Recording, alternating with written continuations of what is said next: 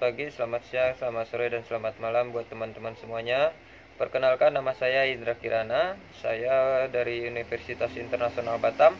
Di sini saya akan menjelaskan tentang peran hukum adat dalam perkembangan hukum nasional. Oke, tanpa berlama-lama, saya akan langsung aja menjelaskan materi yang saya ketahui tentang hukum adat ini. Oke, kembali lagi dengan saya ya. Di sini saya akan menjelaskan bahwa hukum adat itu di Indonesia itu sudah sangat riskan ya, sudah sangat banyak ditinggalkan gitu. Menurut hukum, kontribusi hukum adat di peranan hukum nasional ini sudah sangat banyak ditinggalkan gitu. Terutama dengan adat-adat budaya barat yang sudah masuk ke Indonesia itu sudah banyak gitu. Contohnya ya seperti adat kebiasaan masyarakat modern seperti sekarang kan kebanyakan lebih memilih handphone daripada untuk mengembangkan adat istiadat atau tradisional adat dari wilayah sendiri gitu. Seperti adanya, kalau di daerah saya orang Sunda ya. Saya orang Sunda, kalau setiap tahun itu atau setiap bulan itu pasti ada adat yang dinamakan serentahun ya. Kalau serentahun itu ibaratnya kita mensyukuri hasil tani, atau para petani itu mensyukuri atas jerih payah dari hasil tani tersebut gitu. Nah, sekarang sudah banyak ditinggalkan gitu. Kadang-kadang dulu waktu saya kecil itu setiap tahun pasti ada aja yang namanya serentahun atau berkah tahunan gitu. Sekarang mungkin sudah banyak ditinggalkan karena mungkin sudah banyak bekerja, atau orang itu sudah banyak berkeluarga atau gimana gitu kan. Dari adat di situ juga sudah jelas gitu kalau peranan hukum di adat budaya tradisional ke hukum modern itu sudah sangat, jaraknya sudah sangat jauh gitu kan. Oke, di sebelum Indonesia berdiri juga itu hukum adat sudah ada ya. Jadi di dalam budayanya Indonesia itu hukum adat itu sudah berkembang gitu. Sebelum adanya Indonesia berdiri ini, hukum adat sudah berkembang gitu. Bagaimana hukum adat itu sudah berkembang? Ya karena dari masa penjajahan itu adat Indonesia memang sudah kekal dengan kental dengan keagamaannya ya, terutama agama Islam gitu. Dalam penumpasan para penjajah itu, adat Islam yang pertama kali di Indonesia itu ya dari hukum adatnya Islam gitu. Bagaimana terjadinya perang bambu runcing gitu yang terjadi ya. Kenapa masyarakat itu mengetahui cara memerangi para pasukan Belanda itu dengan bambu runcing? Ya karena dengan adanya adat istiadat di desa yang memanen hasil tanah, hasil tani, hasil bumi gitu kan. Mereka tidak mempunyai alat-alat yang canggih gitu untuk melakukan peperangan terhadap si Belanda itu kan. Jadi dengan adanya ketua adat yang merekomendasikan para masyarakat untuk melawan dengan bambu runcing, di situ sudah kita tahu kultur budaya itu seperti apa kan. Nah, itu yang pertama saya akan jelaskan. Jadi sedikit-sedikit kalau hukum adat ini sudah banyak udah banyak berkurang gitu. Apalagi dengan di antar tetangga gitu kan. Dikit-dikit somasi gitu kan. Rasa keindividuan kita itu terlalu tinggi gitu. Ya. Terlalu mengagukan hukum barat. Jadi antar masyarakat itu sudah jaraknya sudah terlalu rendah gitu, nggak terlalu banyak lagi antara masyarakat satu dengan masyarakat yang lain itu saling individual, terutama kehidupan di kota-kota ya. Terutama kehidupan di kota-kota yang secara individual mereka sosialisasinya sangat rendah gitu daripada yang di desa-desa gitu kan. Sebetulnya ini bakal kembali lagi ke jiwa gitu, rasa bersalah atau rasa sosialisasinya itu kembali lagi ke jiwa diri masing-masing orangnya itu tersebut gitu kan.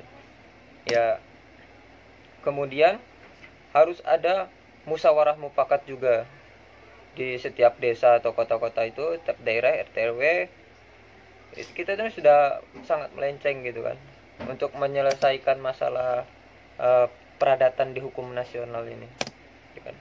Sudah sangat melenceng ya. Jadi untuk itu hukum adat itu kalau menurut saya itu harus selalu dikembangkan di Indonesia. Kenapa? Karena kontribusi hukum adat untuk perkembangan hukum di Indonesia itu sangat berpengaruh loh. Kalau misalnya hukum internasional tidak mengizinkan hukum adat berada di Indonesia, Indonesia tidak akan berdiri tanpanya hukum adat. Seperti di Aceh. Dengan sistem keagamaan Islam mereka tetap berdiri. Karena kenapa mereka mengutamakan hukum Islam? Karena adat mereka memang sudah Islam dari dulu kan.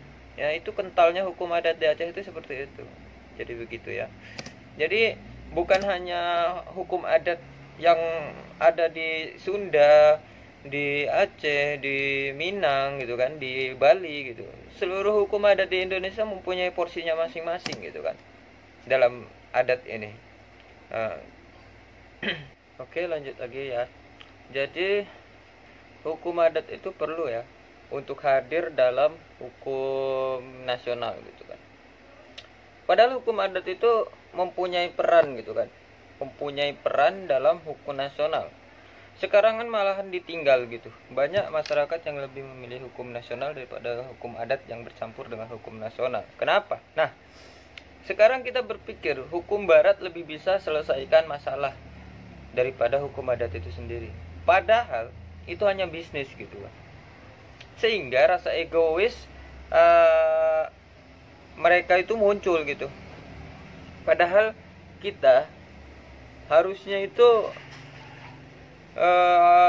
memiliki rasa kesatuan gitu kan, mengembangkan rasa kekerabatan, kekeluargaan gitu.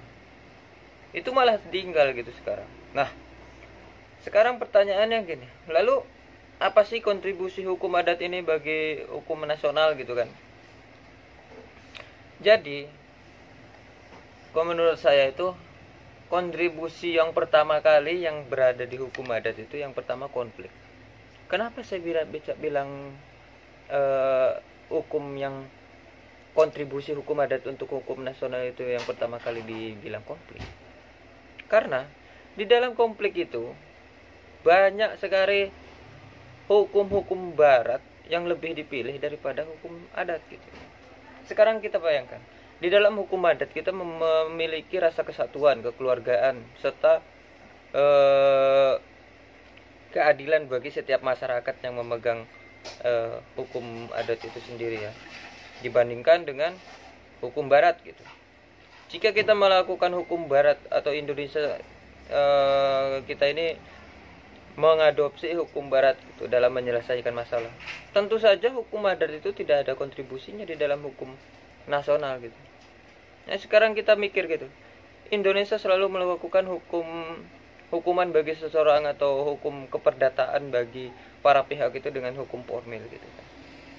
Padahal dengan cara kekeluargaan atau hukum adat, masalah itu bisa diselesaikan dengan mudah gitu, tanpa harus adanya hukum nasional yang selalu mendikte atau dengan selalu menjurus ke dalam hukum barat gitu kan. Contoh ada kasus di Minangkabau gitu tentang pernikahan. Mereka menyelesaikan dengan hukum adat gitu, hukum Islam, karena mereka kan mempunyai hukum Islam gitu kan. Tapi pemerintah tidak bisa melakukan apa-apa karena hukum adat di mereka itu sangat kental. Jadi dalam pokok permasalahan ini, hukum adat itu bisa menyelesaikan masalahnya sendiri gitu dengan cara kesatuan dan kekeluargaan atau kekerabatan di dalam masyarakatnya itu sendiri gitu, tanpa bantuan pemerintah. Nah, yang jadi permasalahannya itu kontribusi untuk hukum nasionalnya itu apa? Yaitu jika setiap hakim itu menyatukan hukum adat dan hukum nasional itu secara bersamaan, pasti ada terjadinya konflik atau pertentangan juga gitu kan. Jadi di situ perannya hukum adat itu sangat penting di dalam pengadilan itu. Bagaimana sih hukum adatnya jika orang ini mencuri atau berzina seperti di Aceh gitu kan. Di Aceh itu setiap orang yang melakukan zina itu pasti akan dirajam gitu, dipecut gitu. Nah, itu hukum adatnya sangat kental karena mereka selalu mengadopsi hukum Islam gitu, di mana orang yang berzina itu harus dihukum. Nah, hukumnya hukum adat. Pemerintah tidak bisa melarang karena itu hukum adatnya mereka gitu. Dan berbeda lagi dengan hukum-hukum adat di Indonesia yang lainnya gitu kan. Kita pasti akan berbeda-beda di dalam hukum adat ini. Tidak mungkin dari satu daerah ke daerah lainnya itu sama gitu. Karena kita itu Bhinneka Tunggal Ika gitu. Berbeda-beda tapi tetap satu jua gitu. Nah, itu Indonesia. Nah, kontribusi hukum adat itu bagus di hukum nasional, untuk hukum nasional gitu. Ya itu, kita harus tetap menyatukan bangsa ini, mau kemana gitu kan, mau kemana hukumnya berjalan gitu. Jadi jangan sampai terpecah-pecah gitu. Mungkin sedikit saja penjelasan dari saya. Kurang lebihnya saya meminta maaf kalau ada saya kata-kata salah dari saya ya. Ini hanya review singkat dari seminar yang saya ikuti sebelum-sebelumnya. Kurang lebihnya saya mohon maaf. Kalau penjelasan saya ada yang kurang dimengerti, silahkan kalian komen-komen di komentar di bawah ini ya guys ya. Silahkan kalian komentari, mungkin ada saya salah-salah sedikit. Kurang lebihnya saya mohon maaf. Wassalamualaikum warahmatullahi wabarakatuh.